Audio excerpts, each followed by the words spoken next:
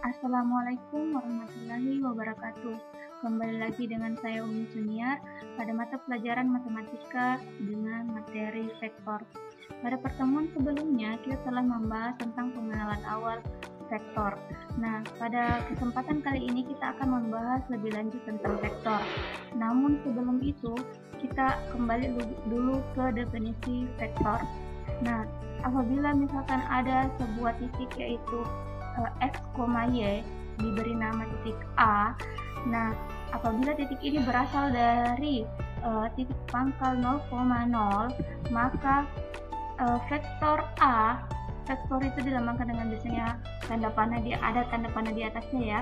Apabila dilambangkan dengan bentuk vektor kolom, maka bentuknya seperti itu, X, Y.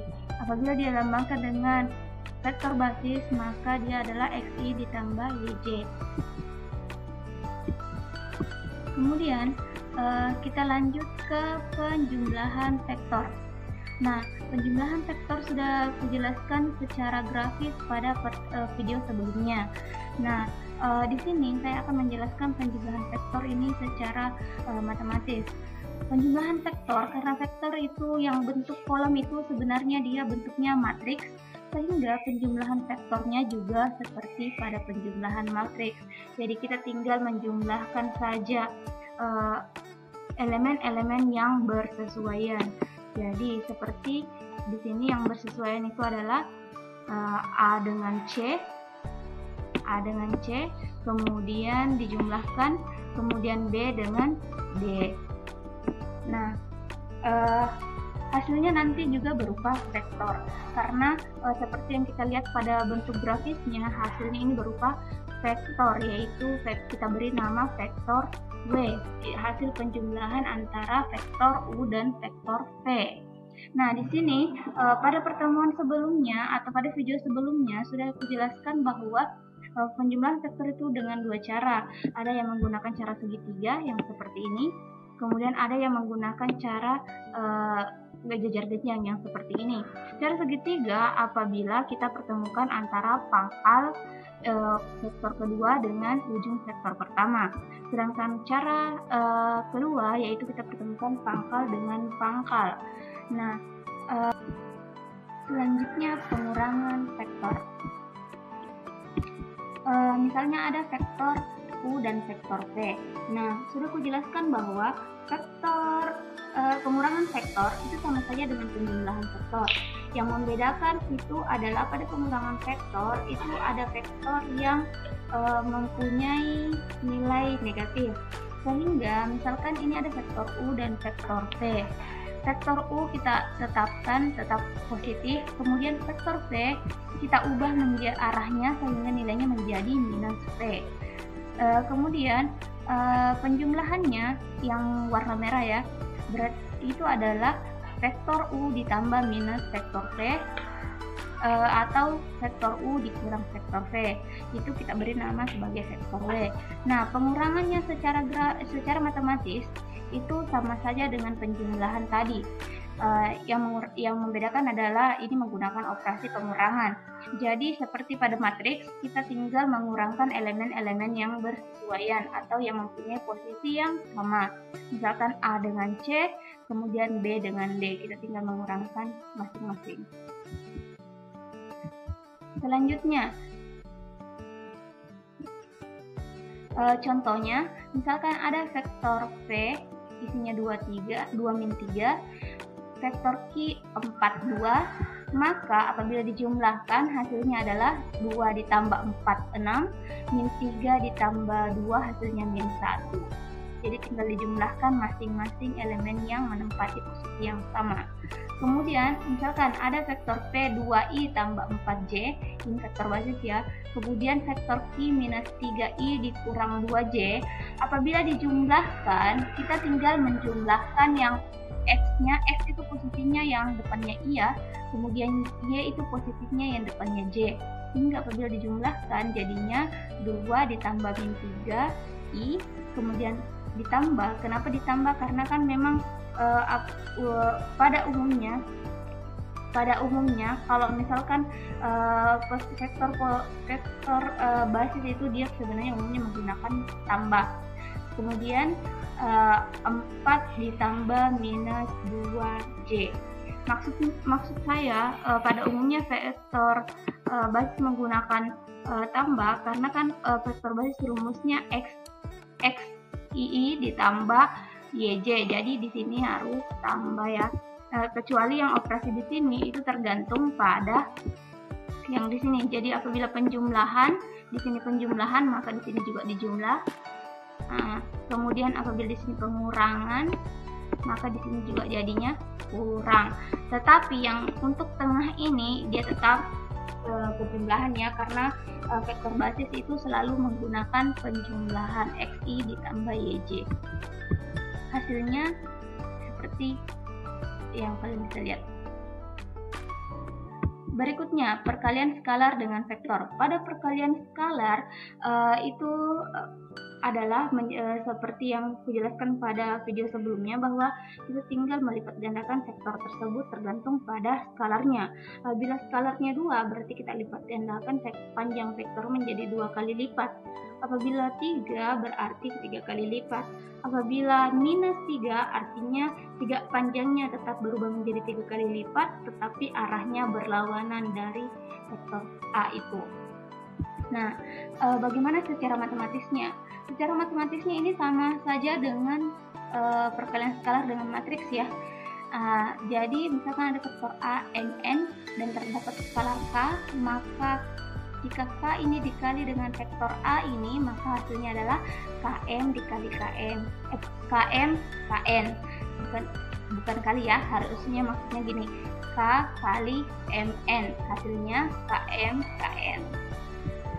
Contohnya ada vektor A 21 dan ada skalarnya 3. Nah, kalau kita kalikan jadinya adalah 3 kali 2, kemudian 3 kali min 1, hasilnya adalah 6 dan min 3. Berikutnya, perkalian skalar 2 vektor. Nah, perkalian skalar 2 vektor ini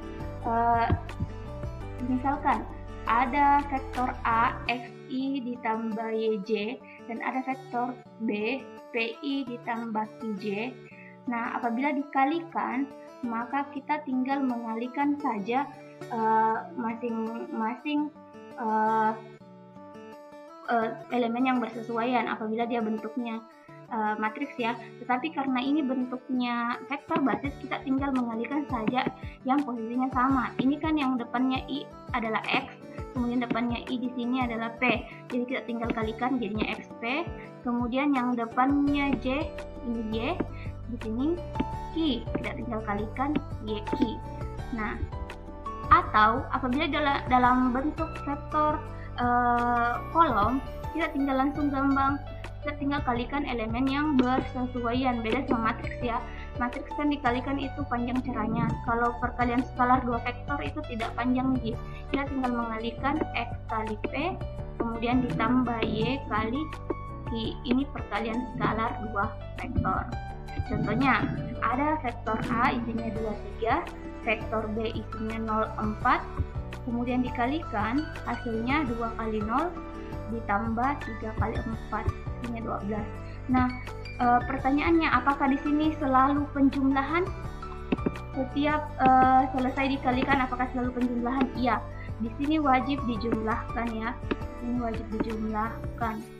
Jadi nanti perkalian skalar 2 vektor itu hasilnya adalah sebuah bilangan. Biasanya bilangan bulat. Berikutnya, sudut antara 2 vektor.